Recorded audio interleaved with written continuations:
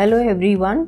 जैसे हमें पता है कि एम्ब्रियो ट्रांसफ़र जो होता है that is a very important part of the IVF cycle. जो फर्स्ट इंपॉर्टेंट होता है that is the egg retrieval, जिसको हम ओवम पिकअप भी बोलते हैं, and the second most important thing is the embryo transfer. तो जो एम्ब्रियो ट्रांसफ़र प्रोसीजर होता है it should be very smooth and it should be done very easily without any trauma to the lining या endometrium of the uterus या any trauma to the cervical canal. अब ऐसी कौन सी important चीज़ें हैं जो हम पहले रूल आउट कर सकते हैं बिफोर द एम्ब्रियो ट्रांसफ़र, और कौन सी ऐसी बातें हैं which the patient should follow after the embryo transfer? Healthy and well balanced diet and to remain stress free और relaxed and keep oneself calm, because उस टाइम पे बहुत एंजाइटी होती है कि हम कितने एम्ब्रियोज अंदर डालेंगे, प्रेगनेंसी होती है नहीं होती है, फेल हो गया तो क्या होगा, फिर आगे कैसे करेंगे। So all these anxiety is very natural but it increases the stress also. तो very important to stay calm, keep on talking with your friends, with the family, and if you have any hobby तो indulge yourself into that and keep yourself occupied. So this is one important thing.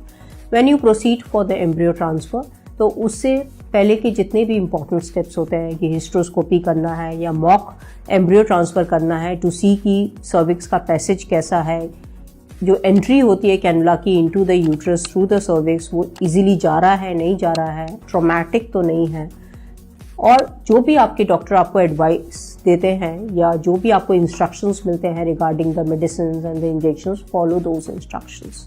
जिस दिन procedure होता है उस दिन आपको बोला जाता है to come with the partially filled bladder. Why partially filled bladder? So that we can see the uterus by ultrasound nicely, because this embryo transfer is done under ultrasound guidance and again it takes hardly 10 to 15 minutes, और 1 घंटे के बाद आप घर चले जाते हो। इसमें यूजुअली एनेस्थीसिया की ज़रूरत नहीं होती है। कुछ पेशेंट्स जो अपने आप को कई बारी रिलैक्स नहीं रख पाते हैं during the day of procedure, तो उन केसेस में वी प्रेफर गिविंग एनेस्थीसिया, और जब एनेस्थीसिया के अंडर होता है embryo transfer then patient is suppose to come empty stomach. At least 7 to 8 hours की फास्टिंग इज इम्पॉर्टेंट। तो जब आप एम्ब्रियो ट्रांसफ़र के लिए आ रहे हैं तो जो भी आपके डॉक्टर ने आपको टाइम और डे सजेस्ट किया है, you going to come on the day as advised with all the morning dose of the medicines, and when you get admitted in the hospital try to keep yourself relaxed and the bladder should be partially full. इसमें आपको यदि under anaesthesia नहीं लेना है तो आप अच्छे से ब्रेकफास्ट लेके भी हॉस्पिटल आ सकते हैं।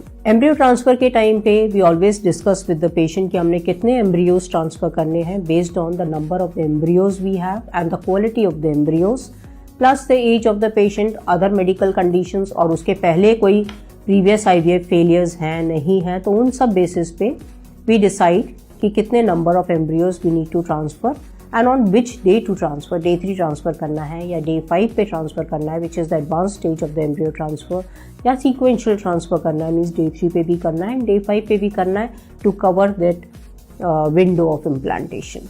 एम्ब्रियो ट्रांसफ़र के बाद आप यूरिन पास कर सकते हैं, और यूजली 45 minutes to 1 hour के बाद we discharge the patient, giving them all the instructions which they need to follow.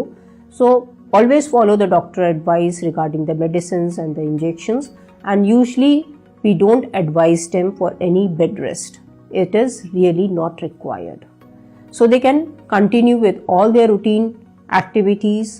If they are going to the office, they are working, they can take it easy for 1 or 2 days and then they can resume their all the routine activities and they can resume their office work. ऐसा कुछ नहीं होता है कि आपने सिर्फ bed पे लेटे रहना है या एक ही पोजीशन में रहना है. This is all myth. So please continue doing all your routine activities. Regarding the diet, you can have everything. We just ask our patient to avoid eating out just to prevent the stomach infection, intestinal infection. You can avoid eating papaya and pineapple because there are studies which say they have certain chemicals which causes the abortive tendency, but that too also with the raw papaya and this thing, not with the ripe one. So it's better to avoid for during those days.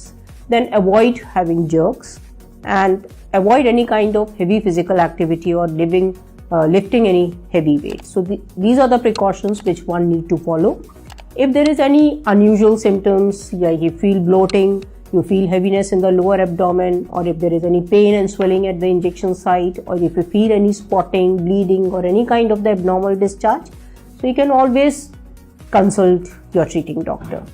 And after the embryo transfer, we always advise our patients to have the blood test or the pregnancy test 14 days after the embryo transfer.